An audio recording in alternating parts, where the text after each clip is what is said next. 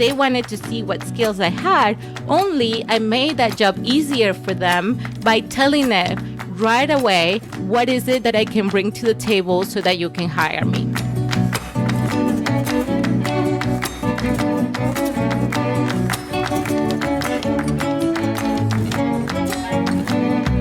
Welcome to LatinX Can, a podcast showcasing Latinx professionals who turn their dreams into realities.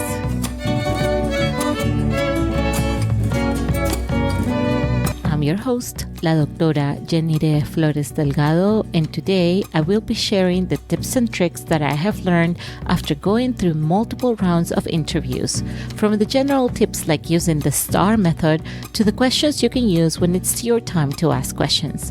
And I'm here to tell you, sí se puede, my friends, sí se puede.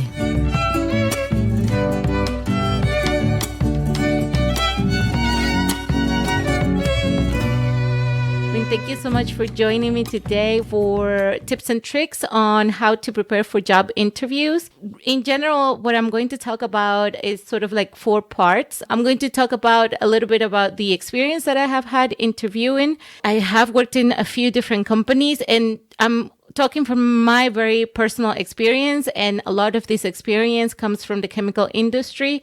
But what I would say is that a lot of the interviews are behavioral based interviews. And so I think I'm going to at least have something to share for the majority of people who go through interviews.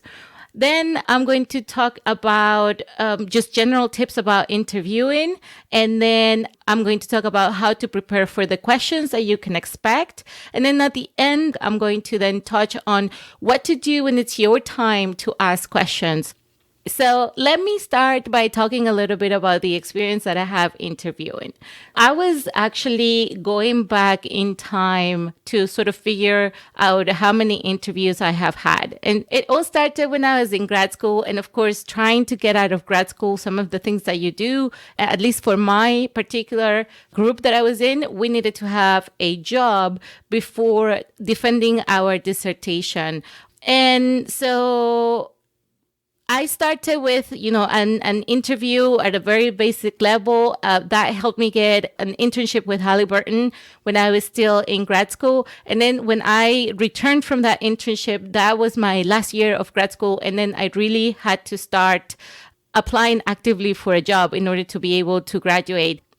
And so then, because I started preparing for that, that round of interviews, right away, I participated in one of the recruiting events for a really big chemical company. And it was one of those events in which they fly you out to the headquarters of the company, and you have presentations about the company, and you also have a chance to interact with employees. And in this particular case, it was a 2-day conference. And, when we talk about recruiting events for companies like that, they're usually symposiums that you attend. They fly you out, and the whole thing is, for the most part, an interview. So I had an interview with that company after the recruiting event. It was a 2-day interview in which I went to 2 states. I went to Pennsylvania, and then I flew back to Texas. I had an interview with 4 groups. They were mostly behavior-based interviews, and probably I spent about 4 hours with each group that interviewed me. So I'm telling you this because then I give you the idea of how excruciating these interviews can be. After I came back from that interview, I didn't get any offers. I wasn't very good at interviewing at the time. And so I also realized that the company was not the best fit for me either. Then after that, I did another one of those recruiting events. And that was with P&G, Procter & Gamble. It was a really good event. I learned a lot. They actually coached us for interviewing with the company when we were on site. And I also didn't get an offer from that experience, but I did learn a lot. So I really appreciated that interaction with the company. After that, I had 3 other interviews. So at this point, we are having 5 all on site interviews, all very excruciating day-long interviews. And at the end of it, I got 2 offers. So I got one with Clorox, which actually I didn't take because then I interviewed with another company that was BSF, and then I started working with them. So that was 5 interviews, and in the span of about a year and a half, a year and 3 months or something. And it was pretty devastating because I didn't get many offers, but at the end, I became a pretty good interviewer after that. So that was just to get out of grad school. And then I started working in industry, and my job required me to find a job, a permanent position after the end of the 2-year program. And so that also required a lot of interviewing for internal positions. And what I really liked about that program is that they actually coached us in order to be able to be successful in those interviews, because at the end of the day, they had already invested quite a bit of money in us. And so it was in their best interest for ourselves to be able to find a job within that same company. So for that round of trying to find a final position, I interviewed with 3 different groups in a span of probably 3 months, I think. So that was a total of 8 interviews. And then the interview for the role that I have at this time. So now that you see some of the experiences that I have had, I then wanted to talk about what in general these interviews are like, right? And for the most part, in the chemical industry, what they would do is that they would do a behavioral based interview. And that is when they usually do a general set of questions that they use in order to gather aspects of your personality. Some examples of the behavioral based questions that you can find are maybe tell me about a time when you showed some leadership skills, or tell me about a time when you wish you had done something different. And what they're really trying to find is a way to figure out the experience that you have. Now, like you can tell, they're pretty open-ended. So say something like, tell me about a time when you have demonstrated leadership skills. You don't just say, oh, I'm the head organizer for my church, and that's a time when I had leadership skills. You actually have to tell them a lot of information in a short period of time. So that's why what is recommended to answer these types of questions is to follow the STAR method, or another way to call it, it's the CAR method. So STAR stands for situation, task, action, and result. And CAR stands for context, action, and result. And really what these methods give you is an opportunity for you to be able to tell a story that actually has a resolution. So what's really important about these questions is that you actually are able to talk about the results that you were able to obtain. And the reason for that is because interviewers actually need to see that you're able to deliver value to the organization. So that's why they would often ask you to answer in that method, so that you can give a context, then you can make sure that you hit the results and you talk about the results. And then also you keep it in a concise manner so that you're able to go through many different questions during the allotted time of the interview. So those are 2 things that I recommend that you learn. One of them is the STAR method, and then another way to call it is the CAR method. Then in order to familiarize yourself with the questions, I mentioned some of the questions are generic questions. You can find them online. You can Google behavioral-based interview questions. If you're still in school, you can probably go to your career center, and they probably have a sheet with behavioral based interview questions. And the other thing that you can do, and I highly recommend you do this at least a couple of times until you get comfortable, is to practice your interview. So you can do a mock interview, like they call it. And really what you can do here, if you go to the Career Center, is that you sit with somebody who is in charge of preparing people for interviews, and they go through a mock interview with these very general questions. Now, it gives you the opportunity to practice your answers, and it also gives you feedback, so that you can have an idea of what works and what doesn't, and what are the areas where you need to improve a little bit. And so if you don't have a career center, if you're no longer in school, what I recommend is to call a friend and do a mock interview with your friends. They can give you some feedback. Hopefully it's a feedback that is helpful to you if you have an honest relationship with your friends. And really, you can just have an ability or have an opportunity to practice without really having to worry too much about the consequences of the interview that you're doing. Okay. So then we're moving on to the third part, in which we talk about how to answer the questions, the behavioral based questions. I would say one question that you can expect in almost every interview, or at least I've seen it in almost every interview, is the question, tell me about yourself. And so when they talk about tell me about yourself, I think at the very beginning, when I was interviewing after my internship, I would say, oh, well, my name is Jenny and I'm from Venezuela. And, I like to play sports. I play volleyball and tennis, and I'm just very fun, And it took me time to understand that that's not really what they're looking for. When they ask you, tell me about yourself, that is another way of asking, why should we hire you? And it's your opportunity to then help the interviewer know right away the types of skills that you can bring to the table from day one in order to be successful in that role. And so what I would recommend in answering this question is just to prepare an answer for that question and be prepared to just deliver the answer as you're asked it. And at the most probably is at the very beginning of the interview.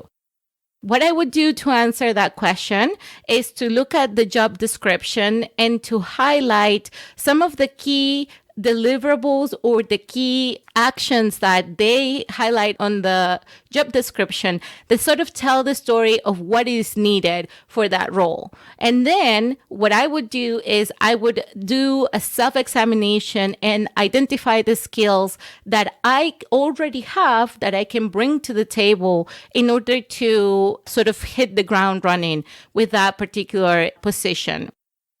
I'm going to give you an example because I was going through my materials that I used for the most recent interview that I did, and the job description listed 3 things that I highlighted, right? When I was sitting down to answer the question, tell me about yourself. The first thing that they mentioned in the job description was aligning products and offerings with market trends. So that was one. The second thing that I highlighted was that the person in the role needed to be able to articulate value propositions.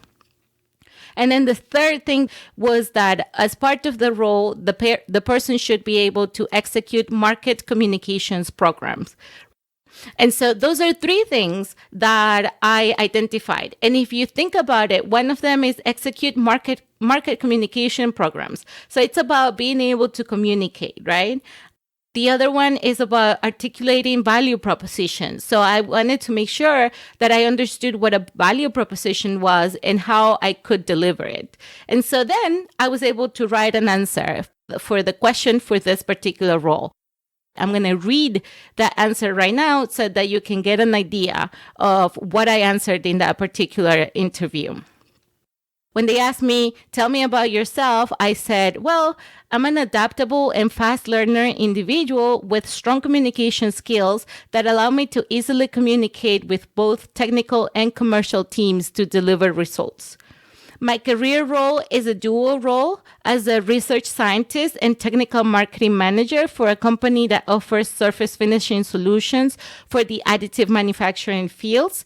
And my role encompasses everything from development of formulations to supporting the sales team by identifying value propositions and preparing marketing materials that will empower them to capitalize on sales.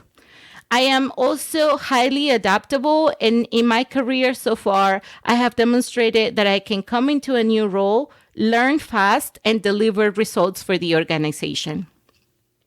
So that is the way that I answer that question for that particular role. And remember, we were talking about communicating a marketing communications program and being able to articulate value propositions. And so I made sure that I use those same words in the answer that I was giving them. And one thing that I noticed in that particular interview and in other interviews as well is that as soon as I started talking about the skills that I was able to bring that I already had, then I would see the interviewers already writing things on their pieces of paper, because those were the things that they were actually looking for, right? They wanted to see what skills I had. Only I made that job easier for them by telling them right away, what is it that I can bring to the table so that you can hire me? So tell me about yourself is sort of like the first question that you might get. And then you can get, maybe if it's an hour interview, you probably will get maybe like 3 to 5 behavioral based interview questions. And before, when I was less experienced, what I would do is that I would actually like download a whole bunch of behavioral based questions, and I would write an answer for each one of them. And, you know, like there are many questions out there, so that can take a really long time. And so later, as I got more used to interviews, what I started doing is instead of writing an answer for each question, I would actually identify, I would say 5 to 8 examples of situations that you have faced in, you know, at work, at school, in your real life, that are situations that you can talk about very well and that demonstrate that you're able to deliver value for something and deliver results. So what I would do is that from those 5 to 8 examples or situations, then I would write them down in the STAR method. So I would say, okay, what was the situation? And I'll write the situation. What was the task? And I'll write the task. And then what was the action? And I would write the action. And when I talk about action, I think one really important thing to talk about is that most of the time we work in teams. And when you work in teams, you want to make sure that you are collaborative in companies. And most every job, you have to work on a team and you have to be able to show that you can get along with other people. But you also have to be able to show that you are able to make contributions. So you want to highlight the individual contributions that you were able to give to that team in that action section of the STAR method. And then you talk about the results. And then make sure that always hit the results part, because like I said, that's what the interviewers are looking for.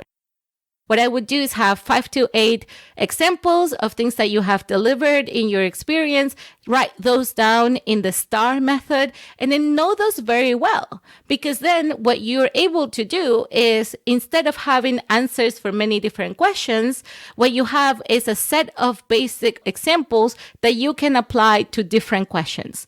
And then that way you're pretty much ready for anything that can happen in that interview. So that's something that I usually do when I'm going on an interview. And then the other thing that I would recommend is that there are some behavioral-based interview questions that are a little harder to think on the spot. For me, one of them is, tell me about a time when you wish you had done something differently, for example. And for me, that's hard because I have to be able to look back and say, oh, I don't really know what I would have done differently. Some people say, well, I wouldn't change anything because then I wouldn't be where I am. The mistakes that I made in the past are the mistakes that took me to where I am today, and that's part of my journey. And that really is very inspirational, but that's not what the interviewer is looking for. So what I would say is be prepared. If that is the question that is hard for you, then make sure that you look for an example that allows you to talk about what you would have done if you had to do something differently. And then I'm thinking about another question that is difficult for me to answer, and this might be tricky for a few people as well. And that is when they ask you, tell me what your weakness is. So that's a very common interview question. You can expect it to a certain extent. And that is a tricky question to answer because most people, or not most people, but some people fall into the cliche of saying, I'm a perfectionist, and that's really a weakness, and I've heard multiple interviewers say, that's such a cliche. I don't want to hear that anymore. So what you want to do is be able to come up with an answer for that question, really talk about a weakness, but be careful not to talk about a weakness that seems like something that you cannot overcome. Or maybe talk about a weakness, and then at the end of the answer, also talk about the actions that you're taking in order to convert that weakness into a strength as well. So make sure that when that's a question that gets asked, you don't highlight something that you're really, really bad at. So because that is hard to do, I would recommend to have something prepared for that right away. That sort of covered the general part on talking about how to answer the questions that you may find in the interview. And then I'm going to move on to the last part of this conversation, which is really about, in every interview that you do, at the end of that interview, there should be time for you to ask questions. If there isn't any time for you to ask questions, that is a red flag, in my opinion. And that probably is not an organization where you want to be. So just keep that in mind, because interviews are a two-way street. Some people, I include myself in that group, some people are or were really desperate to find a job. I was really, really desperate to find a job when I was coming out of grad school. I just wanted to find a job so that I could graduate and I could get out of grad school, out of that lab, that's all I wanted. And so because I had that mentality, I was like, it doesn't matter what company I work for, I just want to get out. Now that I had some experience working in different companies, I see it a little differently. And I would say, part of the interview is also your job as the interviewee is to try to find out what the culture in that organization is like, and to try to understand if the organization is a good fit for you, and also understand if the team that you're going to be working with is a good fit for you. And so I would say when it comes to your time, your moment to ask questions, make sure that you actually ask questions. And I'm going to share 3 questions that I typically ask in interviews. These are questions that I learned to ask later as I gain more experience. And the reason for that is that at the beginning, I really had no idea what type of questions I should ask. So that's why I put them together so that you can actually have something to go on, and then maybe find your own questions that you want to ask when you are on a job interview. The first question that I would ask in a job interview is, what is your vision for this position and what would it take to be successful?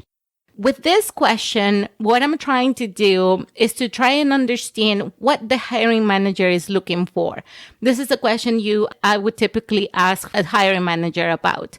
And so what you want to do is to try to get an idea of what the hiring manager is looking for, what type of person would do well in that particular role. And I think the key part is, what would it take to be successful? Okay, and so the second question I would ask is, what are the goals for this position in the next 3 months and then in the next 6 months? What that does is it gives you an idea of what is it that they're going to be expecting from you if you get that position. You are going to be able to get an idea of what are the goals that you need to meet. And if you think those are unreasonable, then that gives you some information to understand, is this really a good role for me? Is that something that I'm going to be able to fulfill?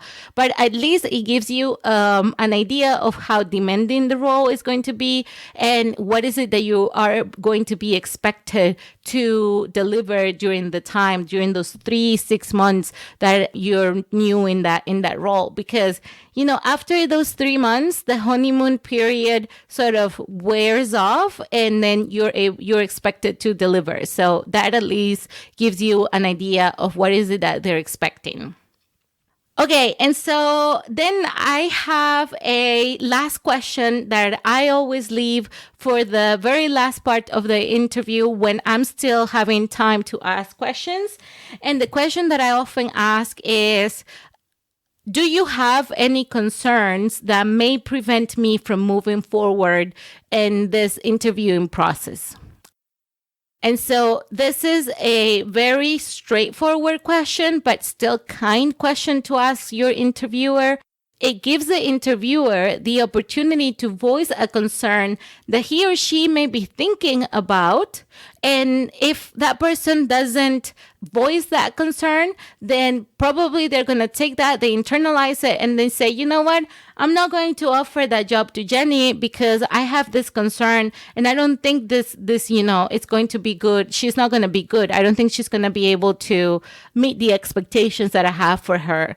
So if I ask the question, do you have any concerns that may prevent me from moving forward in this interviewing process? The interviewer then can say, sure, let me tell you about the concern that I have. And then what you need to be able to do is you need to be able to be ready to address the concern that that person might bring up, right? So be able to think very quickly on your feet so that you're able to show that interviewer that they shouldn't be concerned about that because that's not something that you do, or that is not something that they will get from you if they hire you. I'm going to give you an example of when I used that question and how that question actually helped me in the interview. That was actually for the role that I have right now. And I was interviewing via Teams, so it was online.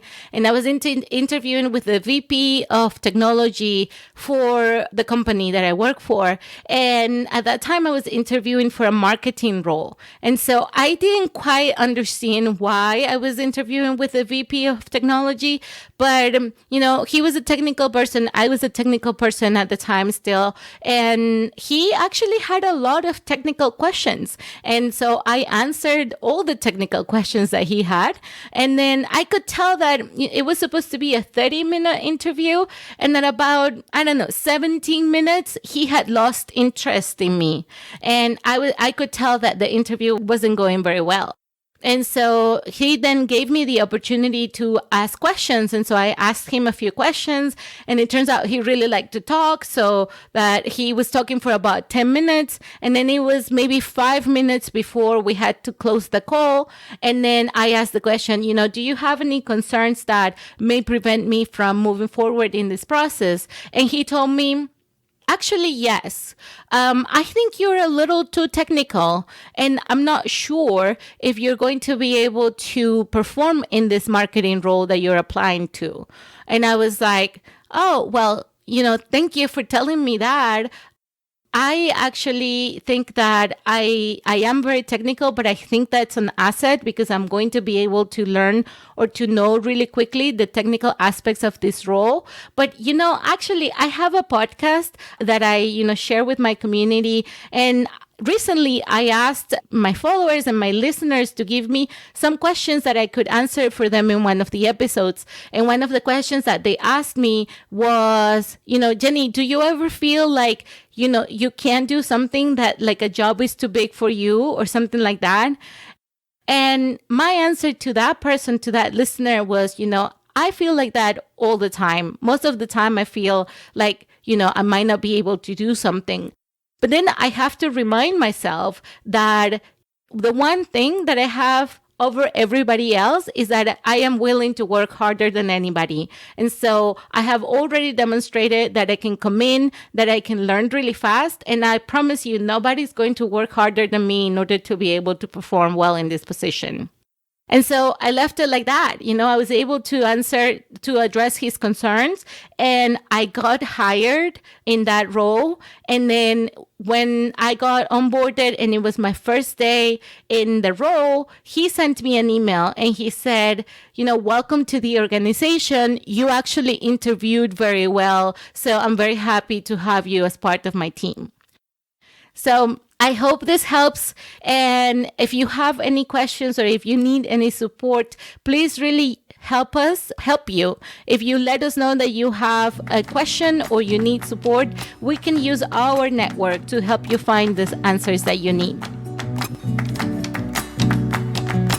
Thank you for listening. If you want to put a face to the voices you just heard, follow us on Instagram, Twitter, and TikTok at LatinXcan.